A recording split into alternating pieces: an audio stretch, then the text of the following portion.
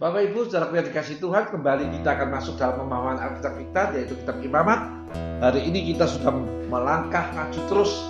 Kita masuk dalam Imamat pasal 11 ayat 1 hingga ayat ke-47, di mana berbicara tentang binatang-binatang yang haram dan yang halal. Saudara-saudariku, ada beberapa pembagian-pembagian dalam pasal 11 ini seperti berikut ini, yaitu Imamat pasal 11 ayat 1 hingga ayat kedua itu berbicara tentang membedakan yang suci dan yang najis.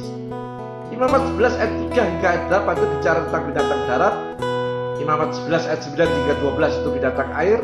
Imamat 11 ayat 13 hingga 23 itu binatang udara. Imamat 11 ayat 24 hingga 28 timbulnya kenajisan. Imamat 11 ayat 29 hingga 31 itu bicara tentang binatang melata atau merayap. Imamat 11 32 hingga 40 cara-cara penyucian dari kenajisan. Imamat 11 ayat ke-41 hingga 43 itu berbicara tentang binatang-binatang melata lainnya. Imamat 11 ayat ke-44 hingga 47 kehendak Tuhan sempurna dalam kesucian. Kita akan masuk dalam Imamat 11 ayat 1 dan ayat kedua yang saya akan bacakan dalam Alkitab saya dalam terjemahan lama. Haleluya. Semula maka berfirmanlah Tuhan kepada Musa dan Harun firman-Nya kepadanya. Katakanlah ini kepada segala bangsa Israel, bahwa inilah dia binatang yang boleh kamu makan daripada segala binatang yang berkaki 4 di atas bumi. Oh, puji Tuhan, puji Tuhan. Bapak Ibu, saudaraku yang dikasih Tuhan, Imamat 11 ayat 1 hingga ayat kedua berbicara tentang membedakan yang suci daripada yang najis. Dalam dunia ada campuran perkara-perkara yang baik dan yang jahat, yang dapat dipakai untuk perkara-perkara yang baik, dan ada yang selalu najis. Saudara-saudariku, anak-anak Allah yang tidak dapat membedakannya akan terjerat dalam kenajisan.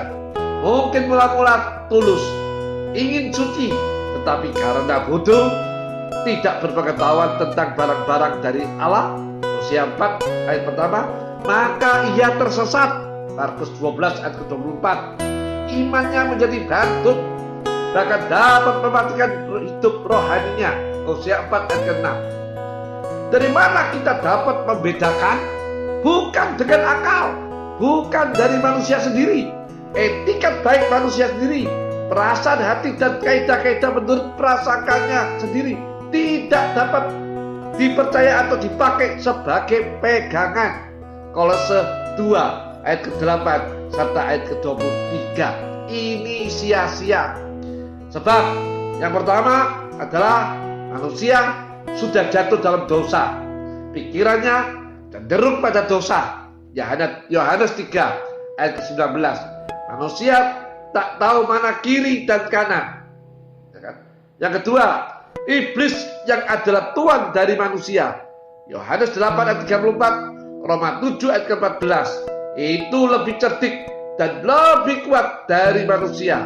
Lukas 11 ayat ke-21, seperti seorang cerdik menipu kanak-kanak, begitu manusia tanpa Allah terhadap iblis. Satu-satunya sumber yang baik ialah Allah sendiri, yaitu di dalam firman-Nya. Saudara-saudariku yang dikasihi oleh Tuhan, sesudah dilepaskan dari perhambaan dosa, Roma 6 ayat ke-18, oleh pekerjaan Roh Kudus baru kita dapat mengerti, membedakan mana yang suci dari yang najis. Pengertian yang betul ini sangat perlu. Orang yang mengerti biasanya akan menang dan berbuah-buah. Matius 13 ayat ke-23. Sebab yang pertama, ia tahu mana-mana yang najis dan jerat iblis. 2 Korintus 2 ayat 11, 2 Timotius 2 ayat ke-26, sehingga ia dapat menghindar daripadanya. Amsal 22 ayat 3 serta Amsal 16 ayat ke-17.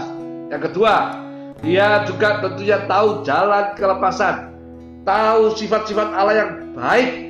2 Petrus 3 ayat 9, 1 Yahya 4 ayat 8, Yohanes 3 ayat ke-16.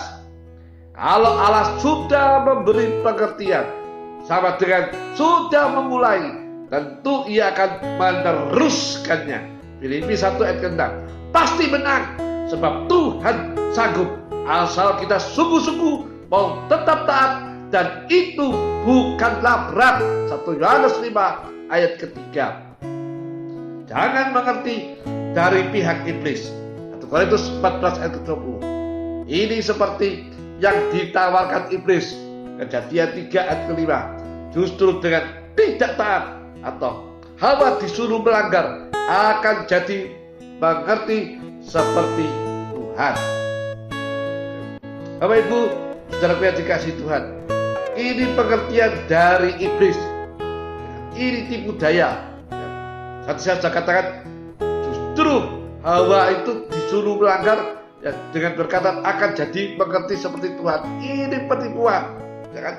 Itu pengertian dari iblis. Tidak perlu bertobat kalian.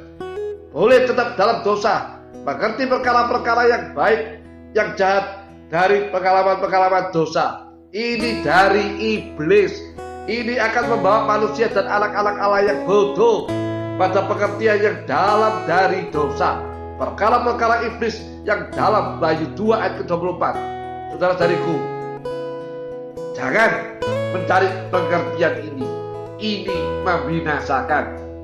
Jangan dengan keinginan dosa, dengan hati penuh nafsu, ingin tahu perkara-perkara jahat.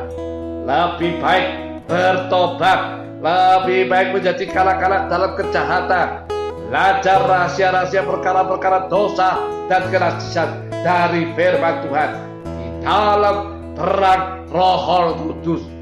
Di sini kita akan melihat kenasisan, kekejian dan celaka dari dosa. Dari pengertian iblis, manusia akan melihat keindahan dan kenikmatan dosa. Jangan hidup najis untuk tahu membedakan yang jahat dan yang baik. Saudara-saudariku, hidup suci dalam Allah. Dia sanggup memelihara kita dari segala serangan dan memberi hikmat dan kuasa. Betapa indah belajar dari firman Tuhan. Bapak Ibu, saudaraku yang dikasih Tuhan, peliharalah firman Tuhan. Mazmur 119 ayat ke-11. Maka hidup kita akan disucikan oleh firman Tuhan yang kita pelihara. Yahya 17 ayat ke-17, Efesus 5 ayat ke-26. Siapa yang tidak lapar dan haus akan firman Tuhan akan mudah dinajiskan oleh begitu banyak perkara-perkara yang najis dalam dunia ini. Saudara-saudariku, hal yang ditulis di sini bukan arti hurufiah, tetapi arti rohani. Ibrani 10 ayat pertama jelas sekali tentang makanan ini.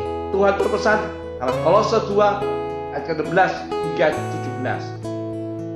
Ini pasti ada arti rohani.